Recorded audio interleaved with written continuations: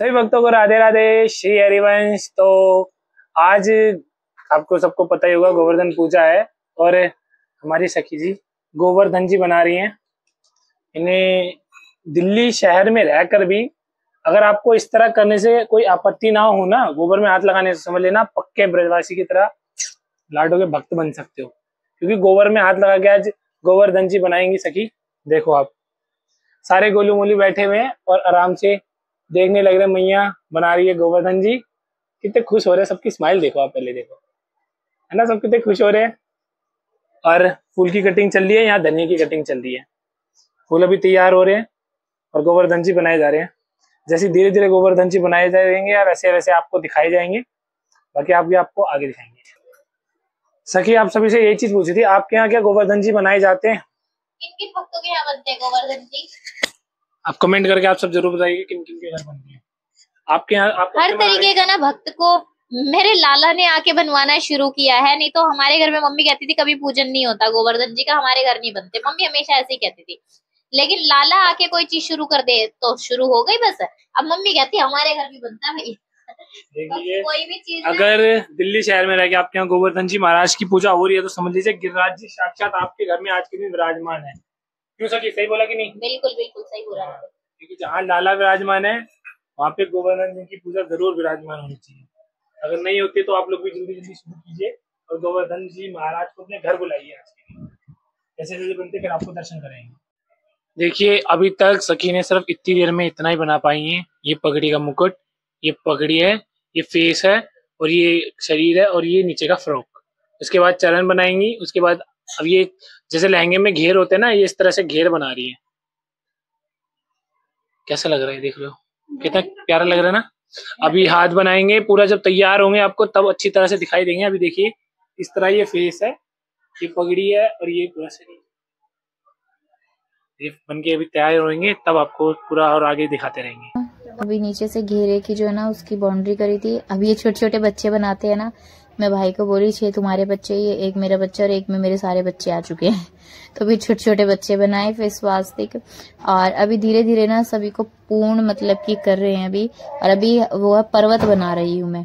पर्वत मैं सोचा पर्वत थोड़ा बड़ा बनाती हूँ मैं, फिर अभी धीरे धीरे जो है ना बाकी सब चीजों को कंप्लीट कर रही हूँ। घर के सभी लोग बने हुए हैं। मेरे भ्राता श्री कभी कार्य में आगे नहीं आते। आज बोले गिरिराज की परिक्रमा करने का मन कर रहा है। मैंने यहीं पर परिक्रमा किसने मना किया है? अभी देखो कैसे अभी आज गिरिराज जी बनाने में सब मदद कर रहे हैं। ये देखो, ये सलाह दे रही है भाभी हमारी। अरे देखो गिरिराज जी हो रहे हैं तैयार। मेरे लाला कितना सुंदर लग रहे हैं। और अभी जैसे ही अच्छे से अभी पूरे हो जाएंगे, अभी पूरी तैयारी, फिर आपको वीडियो के माध्यम से पूरे दर्शन होते रहेंगे। और बोलो गिरिराज धरण हम तिहारी शरण। अभी हमारे गिरिराज जी बनकर बिल्कुल तैयार हो चुके हैं। देखिए ये हमारा प्यारा सा लाला एकदम तैयार है।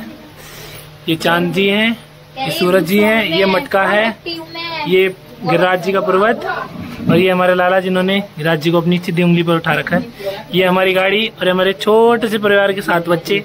7 क्यों हैं तो ज्यादा, लेकिन हमने 7 ही बनाया, इसमें इतना स्पेस था। प्यार से सतिया बनाया। और ये देखिए हमारा लाला कितना सुंदर लग रहा है ना, बहुत ज्यादा। और सामने देखिए सखी कितना खुश हो रही है बनाने के बाद, देख रहे खुशी। और ये हमारे तो भक्त आए हैं हमसे मिलने के लिए। राधे राधे बोलो। हाँ देखो तो राधे राधे वाले हैं, इसलिए हमारी बहू कर रही है जल्दी जल्दी तैयार। अब जल्दी से पूजा होगी फिर आपको दिखाया जाएगा, ठीक है? आगे की पूजा आपको फिर दिखाते हैं।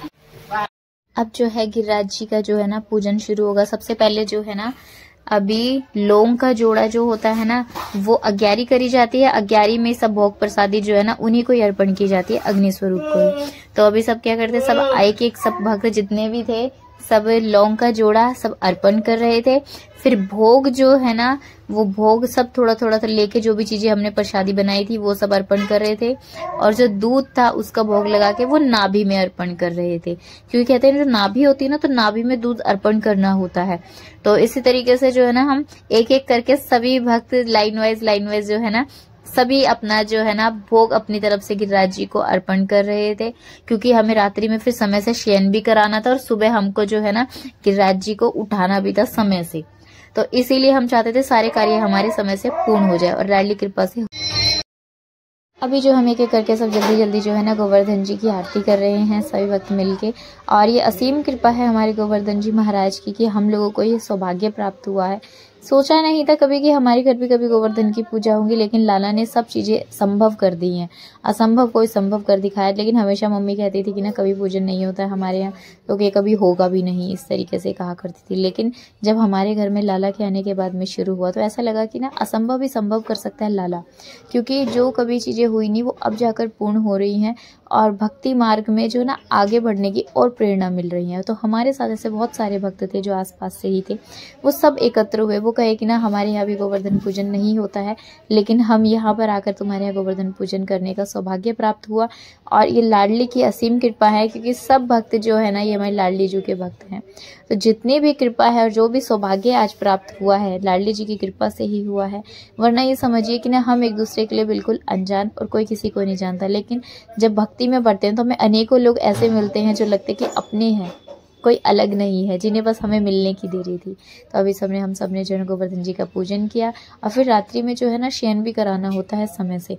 तो अभी जो है ना हम लोग समय से जो है ना पूजन करके फिर परिक्रमा देते हुए भजन का आनंद लेते हुए और गोवर्धन जी महाराज की को ये मतलब कि धन्यवाद हम लोग बारंबार दे रहे थे कि साल में एक ऐसा दिन आता है जिस दिन हमारे यहाँ गोवर्धन महाराज जी आते हैं।